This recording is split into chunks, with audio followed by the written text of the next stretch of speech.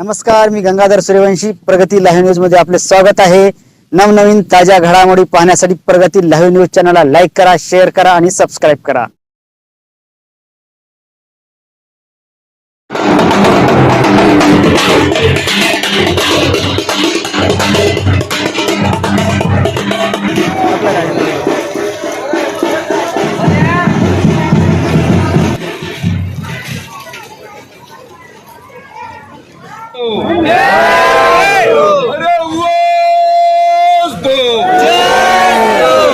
तात्काळ बँक खात्यावर वर्ग झालंच पाहिजे.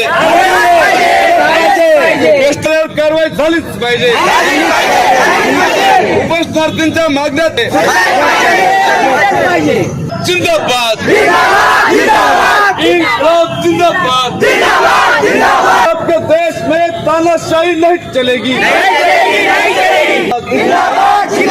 बाबा साहब के देश में दादागिरी नहीं चलेगी. इनकलाब जिंदाबाद. नमस्कार, मी comrade Gangadhar Gaikwad, general secretary centre of Indian trade union CITU Nanded जिल्हा कमिटी. आज आम्ही माननीय जिल्हाधिकारी महोदयांना एका विशेष मागणीसाठी निवेदन देण्यासाठी इथं जमलेलो आहोत. खऱ्या अर्थानं मागील 1 वर्षापासून पूरग्रस्तांच्या अतिवृष्टीचं अनुदान मिळावं म्हणून आमचं आंदोलन सुरू आहे. आचारसंहिता लागल्यामुळे आम्ही आंदोलन बंद केलं होतं. तसे निर्देश जिल्हाधिकारी महोदयांनी काढले होते, तसे आदेश काढले होते. परंतु 10 तारखेपासून 10 जूनपासून आम्ही पुनश्च आचारसंहिता शिथिल झाल्यावर आंदोलन सुरू केलेलं आहे. आणि या मागण्यासह त्या अतिवृष्टीचे पैसे मंजूर करावेत, तात्काळ खात्यावर वर्ग करावेत. वज्रा शेखफरे येथील प्रश्न जे आहे गावठाणचा तो देखील सोडवावा. आणि पेस्टिसाईड कंपन्यामध्ये जे अनियमितता होत आहे, दादागिरी होत आहे, ईडीच्या पथकासारख्या ज्या कंपन्या आहेत, गोदरेज असेल, आदामा असेल, BASF असेल, या कंपन्याचे अधिकारी मुंबईहून पाठवले जात आहेत. इथं पोलीस प्रोटेक्शनमध्ये घेऊन बेकायदेशीररित्या एखाद्या दुकानामध्ये जाऊन गुंडागर्दी टाईप बेकायदेशीररित्या ते चेक करत आहेत. आणि खऱ्या अर्थानं कायदेशीररित्या जर बघितलं तर हे सर्व अधिकार जे आहेत कृषी अधीक्षक किंवा कृषी क्षेत्रामधल्या अधिकाऱ्यांना आहेत. आणि इथं कायद्याची पायमल्ली होत आहे. ही बाब गंभीर आहे.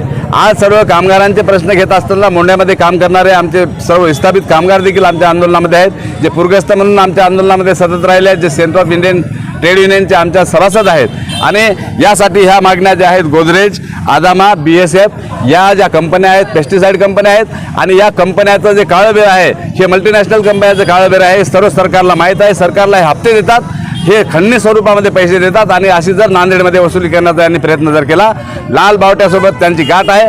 येत्या 26 जून रोजी हजारोच्या संख्येनं आम्ही या पेस्टिसाईड कंपन्याच्या विरोधामध्ये आणि शेतकऱ्यांना हमीभाव मिळावा, शेतकऱ्यांचं संरक्षण व्हावं, शेतकऱ्यांचे जे कायदे जे आहेत, शेतकऱ्यांचे फायदेशीर कायदे आहेत, त्या कायद्याची अंमलबजावणी व्हावी, यासाठी मायबाप शेतकऱ्यांना न्याय मिळावा म्हणून येत्या 26 जून रोजी आम्ही तीव्र आंदोलन मोर्चा काढणार आहोत. आणि तो मोर्चा जिल्हा अधीक्षक कृषी नवा मोंढा नांदेड यांना निवेदन देऊन कला मंदिर, ITI आणि SP ऑफिस, छत्रपती शिवाजी महाराज चौक करून आम्ही इथं मोर्चा येऊन धडकणार आहोत आणि माननीय जिल्हाधिकारी यांना निवेदन देणार आहोत. आज आमची या निवेदनामध्ये विनंती आहे, जिल्हाधिकारी महोदयांनी या गंभीर बाबीकडे लक्ष द्यावं आणि तात्काळ या 26 तारखेच्या आत कारवाई करावी.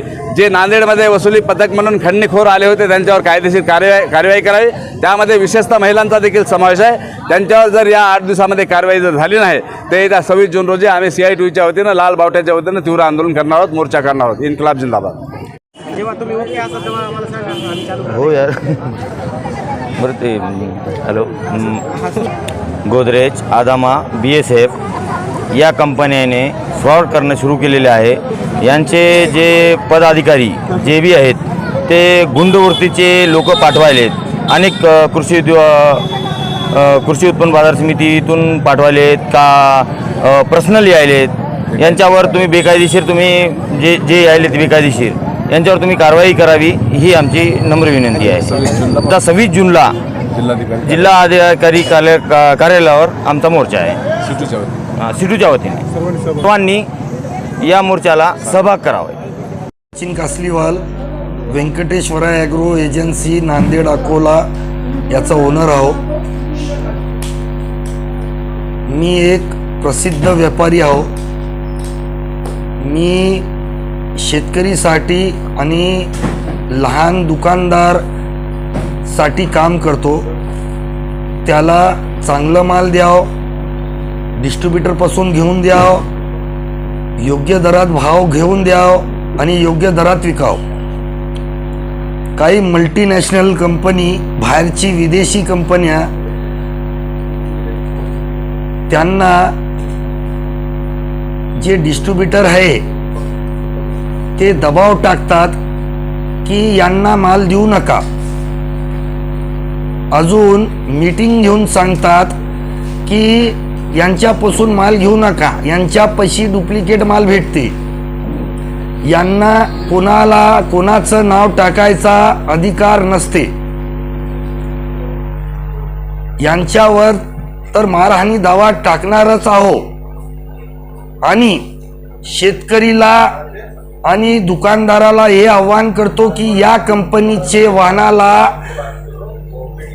जिल्हाबंदी करावी, कारण नंतर कोणी हे हिम्मत किंवा हे करणार नाही हे पाहणं आवश्यक आहे. कारण की डिस्ट्रीब्युटर जे भाव 3,000 रुपयाला विकते रिटेलरला, तेच भाव आम्ही डिस्ट्रीब्युटर पासूनच दुसऱ्या डिस्ट्रीब्युटर पासून घेऊन 2800 मध्ये विकतात. 20% डिस्ट्रीब्युटर शेतकरीला लुटायले, मोनोपल्ली करून देशाला आणि शेतकरीला लुटायले.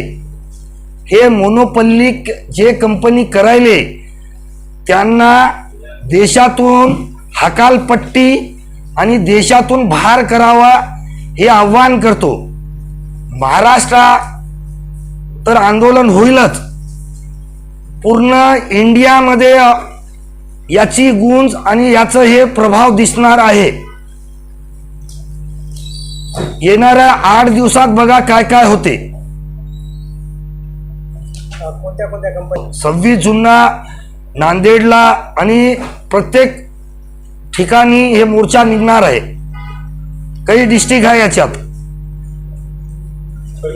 हे आहे BSF, सगळ्यात जास्त लूटमार कंपनी. 100 मध्ये त्यांना कॉस्टिंग पडते कोणत्या वस्तूची तर 4,000 रुपयामध्ये इंडियामध्ये विकते आणि इंडियन गव्हर्नमेंट त्यांची साथ देते. एवढी लूट कोणतीही कंपनी करत नाही. अदामा अशीच आहे, लुटमलाट चालू आहे. ज्या कंपनीचं दुसरी कंपनी, मोठी कंपनी, इंडियन कंपनी माल 600 रुपयामध्ये विकते, तेच हे कंपनी 1200ला विकते. तेच व्हेरायटी, तेच प्रोडक्ट, तेच घटक. थोडक्यामध्ये एकच सांगतो, हे तिन्ही